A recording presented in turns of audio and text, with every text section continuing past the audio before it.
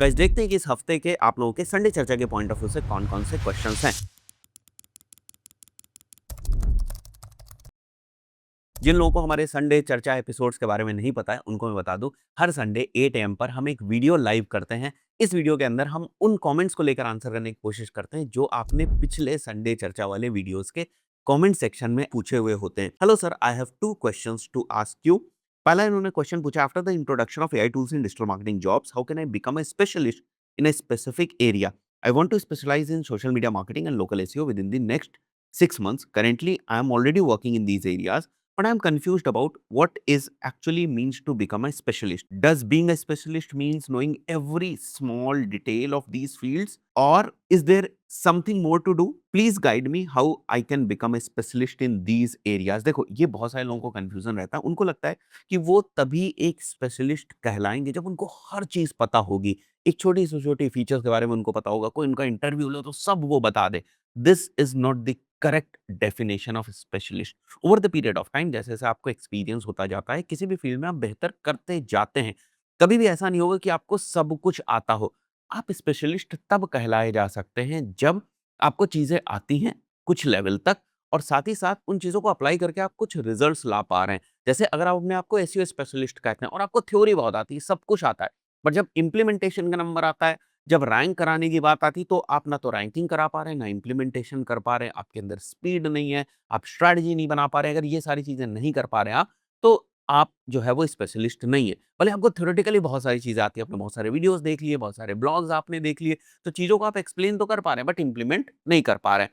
तो एक बैलेंस होना चाहिए कि आपको चीज़ें पता भी हैं, साथ ही साथ आप उसको प्रॉपर्ली प्रैक्टिकली इम्प्लीमेंट भी कर पा रहे हैं, और साथ ही साथ वहां से कुछ कॉन्क्रीट रिजल्ट्स भी ला पा रहे हैं। नेक्स्ट यहाँ पर क्वेश्चन है, can you suggest some books और content where I can learn about customer psychology and customer buying behaviour? Also please correct me if I am wrong. I believe that if I understand customer psychology and apply it in marketing, it will work across all industries. Is this correct? Please guide me. हाँ, कुछ हद तक ये सही है। और books के बारे में तो नहीं, बट एक दो वेबसाइट्स हैं जिसको मैं यहाँ पर मेंशन कर दूंगा, उसको आप चेकआउट कर सकते हैं। कंटेंट मार्केटिंग के अराउंड बहुत सारा अच्छा कंटेंट आपको वहाँ पर देखने को मिलेगा। Customer psychology, customer buying behaviour, सब आपको वहाँ पर सीखने को मिल जाएगा। बहुत सारी डिफरेंट डिफरेंट पीडीएफ्स, बहुत सारी ई बुक्स अवेलेबल हैं, तो उस कंटेंट को कंज्यूम करके आप बहुत कुछ सीख सकते हैं। नेक्स्ट यहाँ पर नमन का क्वेश्चन है, sir thank you for the advice on moving to Meta ads. Following upon that, I currently have 1.5 years of experience and 4.2 LPA package. To jump to a 6 to 8 LPA performance marketing role, are the paid meta certifications like digital marketing associates or especially meta buying professional a must have for salary negotiation at this level, or is it better to prove my worth through a performance internship first and let the results speak? Frankly speaking, performance marketing में जो चीज matter करती है वो results ही हैं। आपको entry level पर certificates जो है वो थोड़ी सी हेल्प करते हैं, बट अगर आप ये सोच रहे हैं कि सर्टिफिकेट्स के बेसिस पे मैं सैलरी में नेगोशिएशन कर लूंगा, ऐसा तो नहीं होने वाला है। इतनी भी वैल्यू सर्टिफिकेट्स की नहीं है, बट ये आपकी सीरियसनेस को दिखाते हैं। अगर आप कोई बिगिनर है, कहीं से आपने कोर्स किया है और आप सर्टिफाइड हैं और फिर आप कहीं पर अप्लाई करते हैं, तो रिक्रूटर को लगता है कि हाँ भाई, ये पर्सन जो है ना सीरियस है, इसने कोर्स भी किया है, साथ ही साथ सर्टिफिकेशन भी किया है। पर अगर आप ये सोचे कि मैं ये कहूंगा जाकर कि मेरे पास ये सर्टिफिकेट है इसलिए मेरे को सैलरी दे दीजिए, वो चीज़ तो काम नहीं करने वाली, स्पेशली डिजिटल मार्केटिंग की फील्ड में।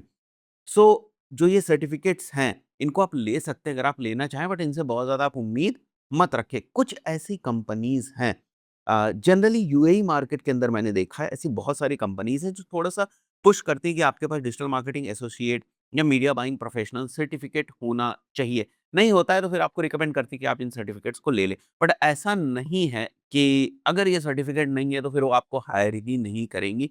वो हायर कर लेंगी आपको, बट आपको रिकमेंड कर देती हैं वो कंपनीज़ कि आप ये सर्टिफिकेट्स जो हैं वो ले लें। At the end of the day companies के लिए यही मैटर करता है कि आप उनको रिजल्ट्स लाकर दे पा रहे हैं या नहीं। नीचे भी आपने पूछा, I want to know if that certified batch is what unlocks the higher pay bracket, or if it's just the ROS.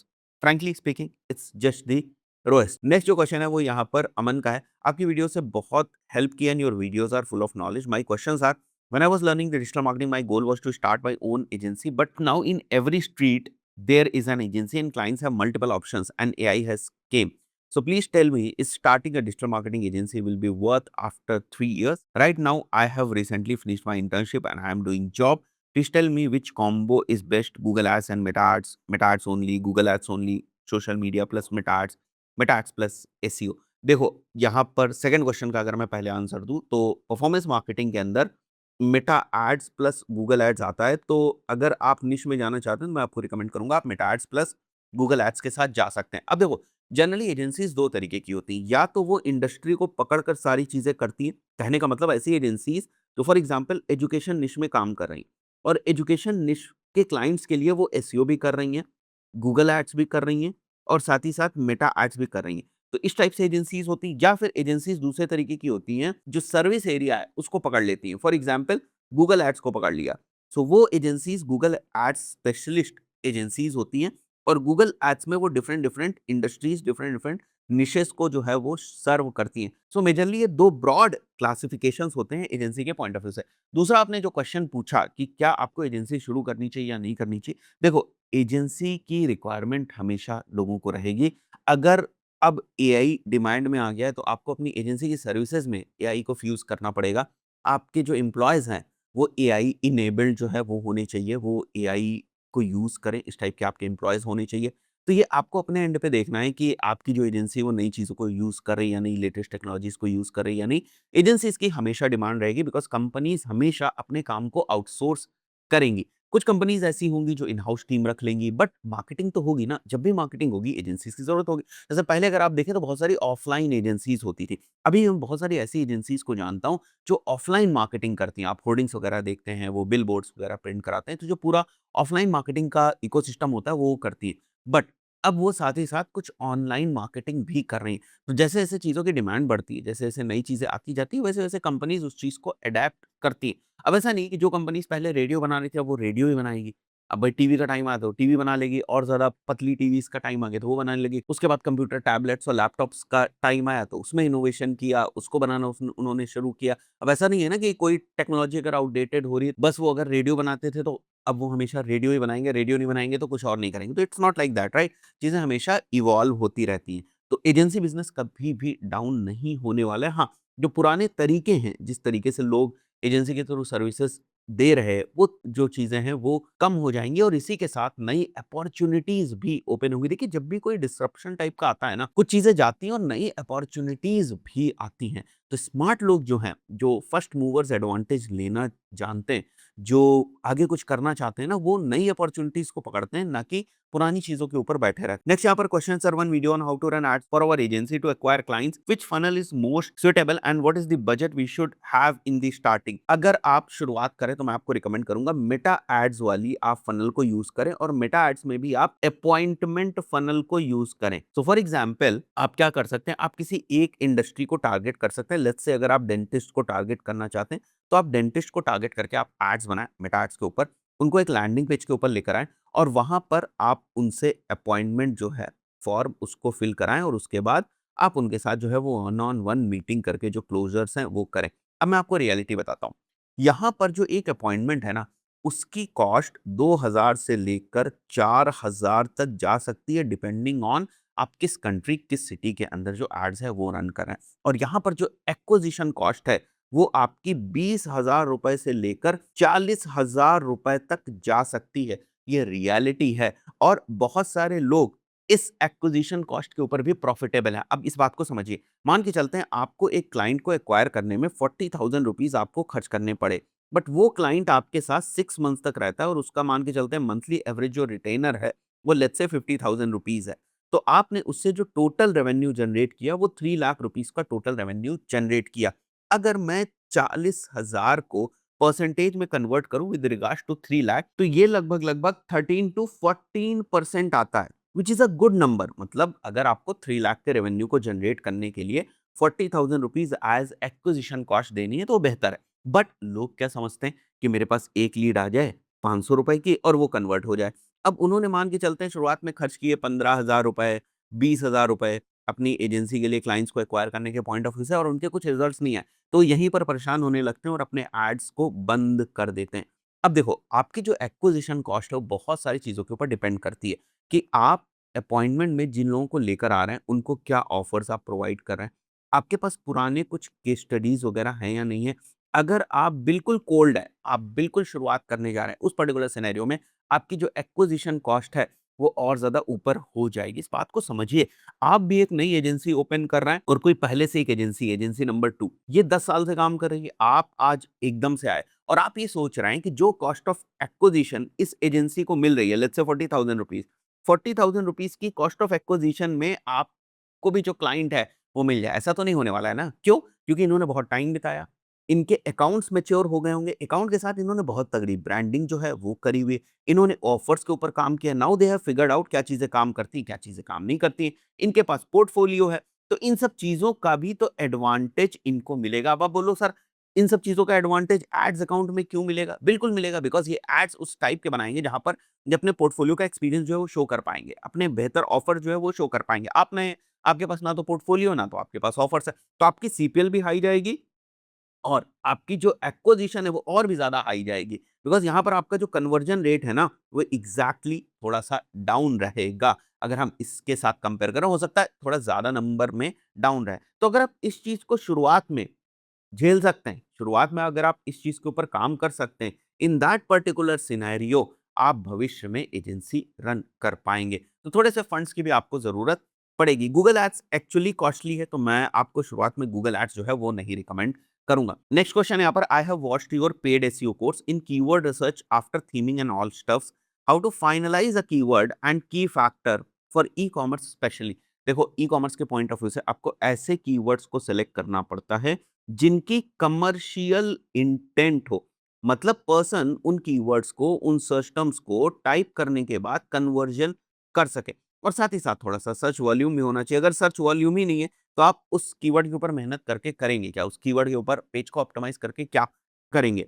Next question है यहाँ पर, सर मेरा एक कार डीलरशिप का क्लाइंट है, he has previously run Meta ads and Google ads. अब उनका believe है कि गूगल एड्स से क्वालिटी लीड्स नहीं आती हैं and it is not a good idea to invest in Google ads, it's rather better to invest in Meta ads. So इस case पर what split should I recommend to my client between Google ads and Meta ads? देखो, सीधी सी बात है कि अगर आपको Meta ads से ज़्यादा अच्छे रिजल्ट्स आ रहे हैं, तो डेफिनिटली आप मेटा एड्स के ऊपर ज़्यादा परसेंटेज ऑफ बजट जो है वो लगाएँगे। अब मान के चलते हैं, अभी तक जो एड्स आप रन कर रहे थे, एग्ज़ाम्पल के तौर पे, वहाँ पर आपको ₹400 की जो है वो लीड आ रही थी और 10 लीड्स आपकी आ रही थी, ₹4000 आप पर डे के बेसिस पे जो है वो खर्च कर रहे थे। Now you have to understand, थोड़ी-सी रिवर्स कैलकुलेशन आपको करनी पड़ेगी कि उनको पर डे कितनी लीड्स की रिक्वायरमेंट है। लेट्स से अगर उनको 20 लीड्स की रिक्वायरमेंट है, तो उनको ₹8000 खर्च करने पड़ेंगे पर डे के बेसिस पे। अगर उनको 30 लीड्स की रिक्वायरमेंट है, तो ₹12000 खर्च करने पड़ेंगे। इसी तरीके से आप देख सकते हैं कि जो आपका रिमेनिंग बजट है, फॉर एग्ज़ाम्पल अगर आपका पर डे का बजट ₹15,000 है और ₹12000 आप यहाँ पर खर्च करें, सीधी-सी बात है, गूगल एड्स के पॉइंट ऑफ व्यू से आपके पास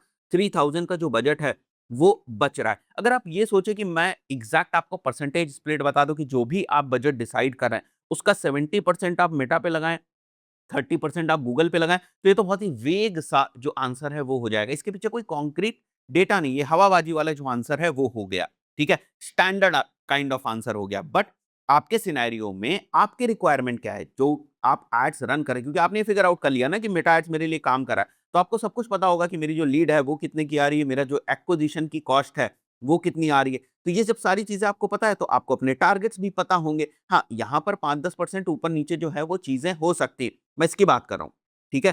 कि जब भी आप अपने नंबर ऑफ लीड्स बढ़ाएँगे, तो हो सकता है आपकी जो सीपीएल है, वो भी थोड़ी-सी बढ़ जाए। बट कितनी? 10%, 15%, 5%, तो उतना तो प्लस माइनस आप हमेशा लेकर चलते हैं जब भी आप परफॉर्मेंस मार्केटिंग करेंगे। तो अगर आप इस फ़ॉर्मूले को यूज़ करेंगे, तो ज़्यादा अच्छा आप जो बजट स्प्लिट है, वो कर पाएँगे वर्सेस कि मैं आपको कोई एक स्टैंडर्ड परसेंटेज बता दूँ कि 70% यहाँ रख लो और 30% यहाँ रख लो। नेक्स्ट यहाँ पर मयंक भाई का क्वेश्चन है, काफ़ी बड़ा क्वेश्चन है इनका।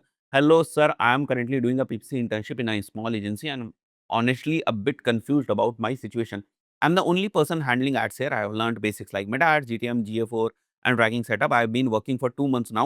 Internship is of 4 months in total. The issue is we have only 1-2 clients and the budgets are very low, around 15,000 per month. I'm running engagement campaigns and I have generated around 6 conversions so far, but there's very limited scope to test or optimize further. Also, my owner often says ads are a small thing and I must understand the business, which is more important. I agree with that, but because of low budgets and limited scale, I'm not sure how much real performance learning I'm getting. I haven't really worked on Google Ads except tracking setup, and most of the time I'm just sitting and trying to learn from YouTube, which doesn't feel very effective without real application. I'm confused whether I should continue here and focus on fundamentals or try to move to a better agency for more exposure.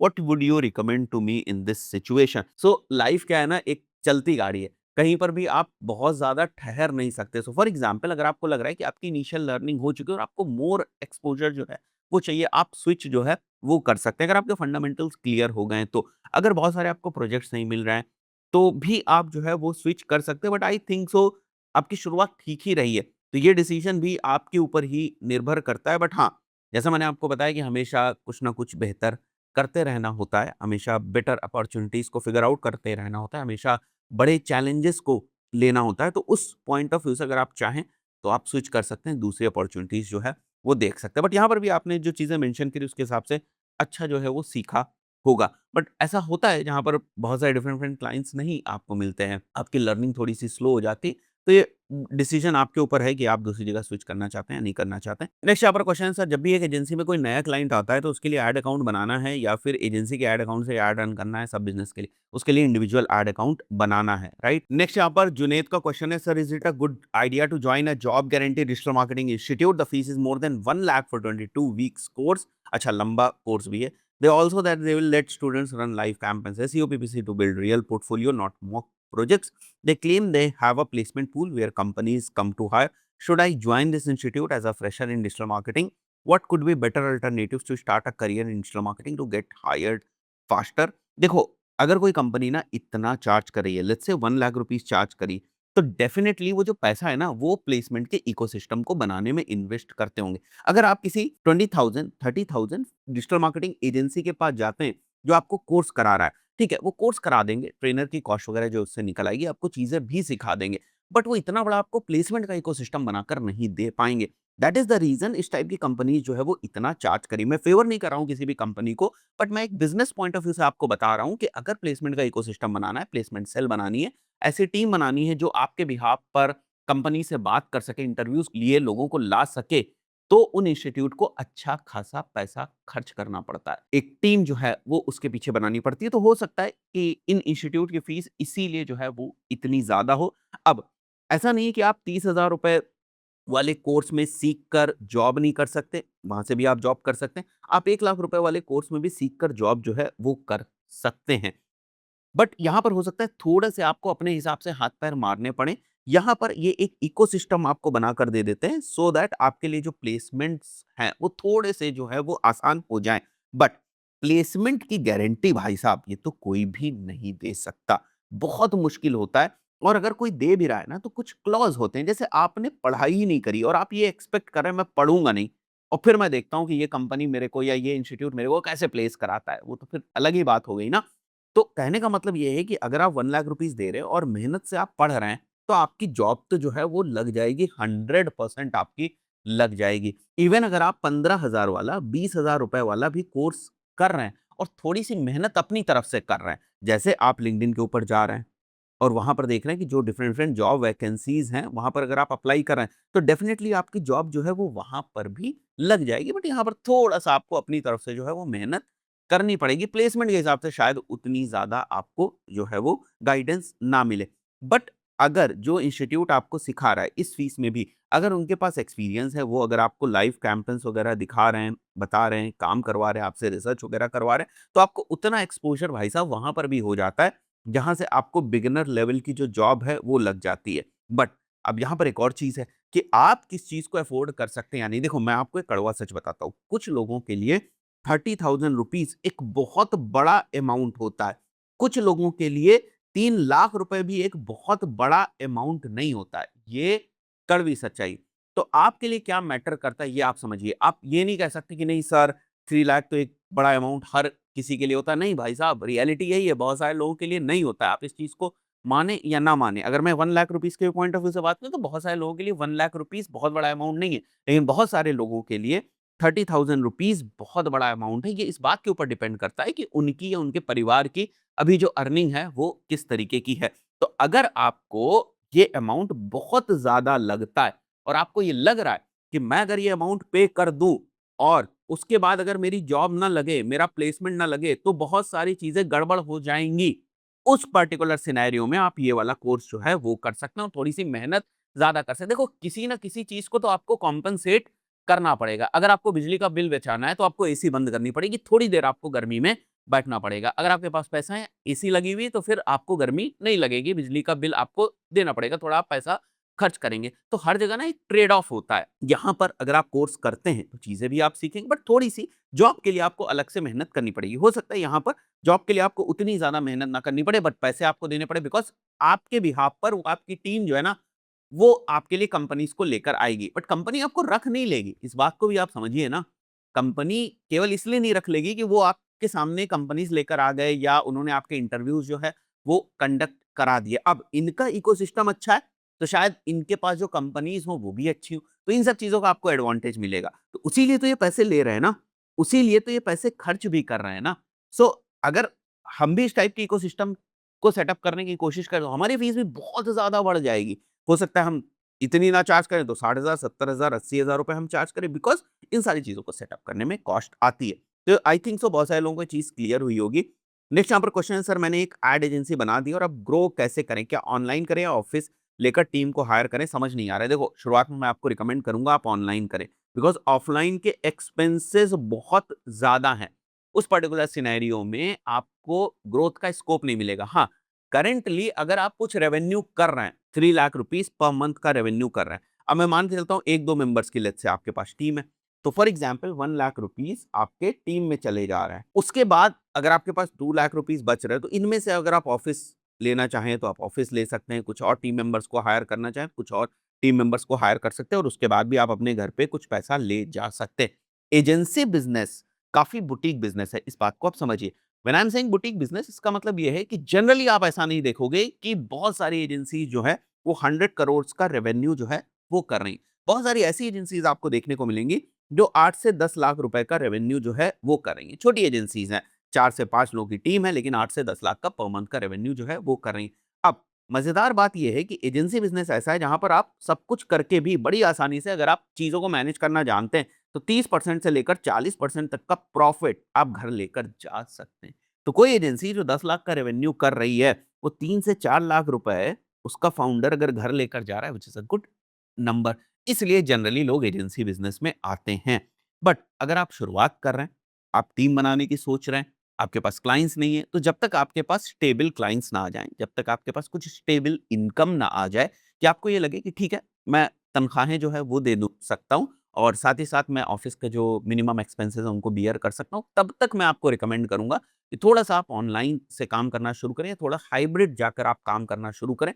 अगर आपके पास कुछ funds available हैं, but client होना बहुत ज़्यादा ज़रूरी है। देखिए, अगर आपके पास फंड्स अवेलेबल भी हैं, आप ऑफ़िस लेना चाहें आप ले सकते हैं। बट अगर आपके पास क्लाइंट्स नहीं होंगे, आपके पास इनकमिंग ऑफ फंड्स नहीं है, उस पर्टिकुलर सिनेरियो में आपको दिक्कत होने वाली है। एक ना एक दिन जो आपका रखा हुआ पैसा है, जो आपका इन्वेस्टमेंट है, वो भी खत्म हो जाएगा। वो सारे का सारा पैसा जो है आप लगा देंगे एजेंसी, ऑफ़िस, टीम सेटअप्स वगैरह में। तो इट इज़ वेरी इंपॉर्टेंट कि आपके पास कंटीन्यूअस अर्निंग जो है, वो होती रहे। आई थिंक सो कुछ गाइडेंस जो है वो आपको मिल गई होगी। नेक्स्ट यहाँ पर क्वेश्चन है सागर का, I hope you are doing well, I am currently a class 12 student planning my future career in digital marketing. I have a specific questions to be successful. Is it necessary to learn SEO along with Google Ads and Facebook Ads, or is focusing only on paid ads is enough? कोई ज़रूरत नहीं कि सारी चीज़ें आप एक साथ करें। आप केवल पेड एड्स के ऊपर भी फोकस करके ग्रो कर सकते हैं। Additionally, considering my interest in this field, would pursuing a BBA be a wise decision after my board exams? हाँ, बिल्कुल कर सकते हैं। I would appreciate your expert advice on which path I should follow to achieve my goal. सही चीज़ें आपने mention करी है, जो आप प्लान करें, अगर आप ये चीज़ें करेंगे तो बेहतर होगा। देखो यार, बीबीए एक ना ग्रेजुएशन है। ऐसा नहीं यार कि बीबीए के अंदर जाकर आप डिजिटल मार्केटिंग के कोई साइंटिस्ट बन जाएँगे और उसके बाद मान के चलते हैं डिजिटल मार्केटिंग नहीं करी आपने तो आपका बीबीए बेकार हो गया। ऐसा नहीं है ना, बीबीए एक नॉर्मल ग्रेजुएशन है। बहुत सारी लाइन जो है वो ओपन हो जाएँगी। अभी आपको डिजिटल मार्केटिंग मज़ा आ रहा है, ज़रूरी नहीं भविष्य में मज़ा आए। तो ऐसा नहीं कि बीबीए आपका बेकार हो जाएगा।